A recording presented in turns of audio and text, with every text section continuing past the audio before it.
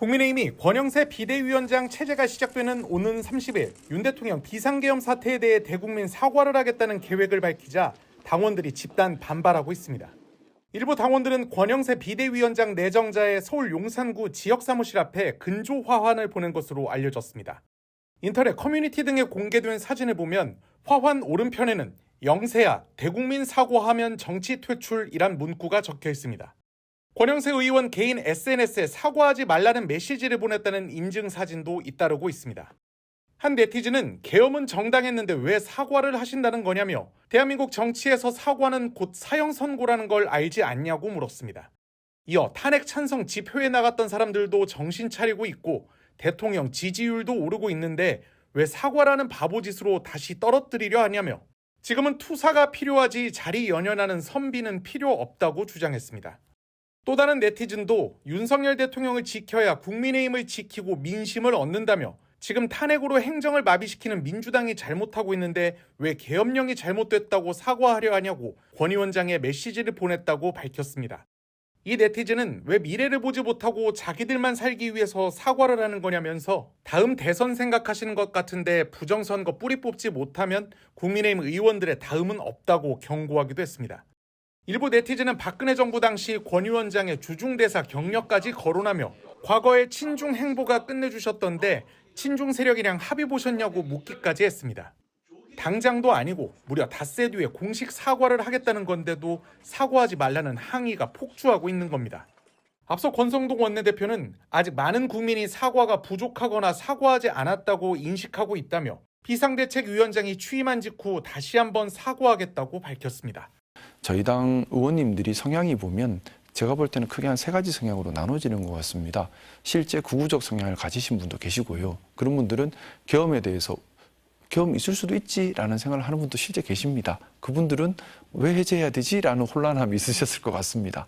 그리고 또 일부는 또 권력지향적, 기회주의적 성향을 가지신 분들도 계십니다. 그런 분들은 권력지향적, 기회주의적이시기 때문에 어느 쪽으로 서는 것이 유리한가를 계산하시느라 좀 늦으셨을 겁니다. 그리고 또 일부는 합리주의적인 성향을 가진 보수주의자들이 있습니다. 이분들은 당연히 헌정 질서를 지켜야 된다는 생각으로 국회로 달려온 것 같습니다. 그런데 안타깝게도 이 비중이 합리적인 보수주의 비중이 커야지 건전한 정통 보수라 할 수 있을 텐데 이번 계엄 해제 때 봤을 때는 그 비중이 높지 않았던 것 같아서 사실 많이 안타깝고 부끄럽고 우리 당이 앞으로 개선해야 될 부분이라 생각하고 있습니다. 윤석열 대통령의 탄핵 소추안이 가결되자 여당 국민의힘 1, 2인자, 대표와 원내대표는 차례로 사과했습니다. 저는 오늘의 결과를 대단히 무겁게 받아들입니다. 그런데 이후 분위기는 달랐습니다. 대통령을 배출한 정당으로서 대통령의 잘못을 사과한 것일 텐데 정작 대통령을 비판해온 당대표는 쫓겨나듯 물러났고 대통령을 끝까지 감싸려 한 원내대표가 임시로나마 당 실권을 쥐게 된 겁니다. 8년 전 탄핵의 강에 내몰렸던 보수정당. 당시 새누리당은 박근혜 전 대통령 탄핵 소추안 표결에서 당론을 정하지 않았습니다. 의원들은 자유롭게 투표했고 절반 가까운 62명이 탄핵에 찬성표를 던졌습니다. 하지만 이들에게 남은 건 배신자 꼬리표.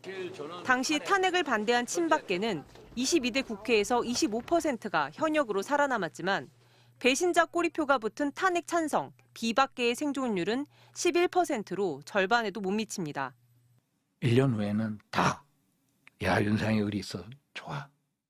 8년 전 배신자 꼬리표의 위력을 직접 보고 겪은 경험들은 결국 중진들이 끝까지 탄핵 반대를 고수한 배경이 됐습니다. 보수 정당이 더욱 지역색이 강한 영남 정당으로 쪼그라든 점도 지금의 여당 분위기에 영향을 준 요소로 꼽힙니다. 국민의힘 수도권 의원은 19명에 불과하지만 영남권 비중은 59명으로 당 전체 과반입니다. 영남권은 상대적으로 탄핵 반대 여론이 높았고 배신자만 아니면 보수 정당 의원들이 지역구를 지키기 쉽습니다. 야당은 내란 동조당이 되기 싫다면 석고대제부터 하라고 질타합니다.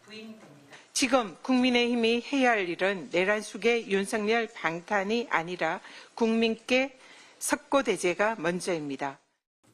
여권 내에서도 쓴소리가 없는 게 아닙니다. 반성문 한 장 안 나오고 있잖아요. 네. 그러고는 자기들끼리 권력 투쟁하고 있단 말입니다. 당이 완전히 그냥 완전히 그 소멸되는 코스로 가는 거 아니냐. 두 번째 탄핵 사태를 겪게 된 보수정당. 8년 전 경험이 오히려 독이 된 듯 탄핵 반대가 득세하며 8년 전보다 퇴행한 듯한 모습만 보이고 있습니다. MBC 뉴스 조재영입니다.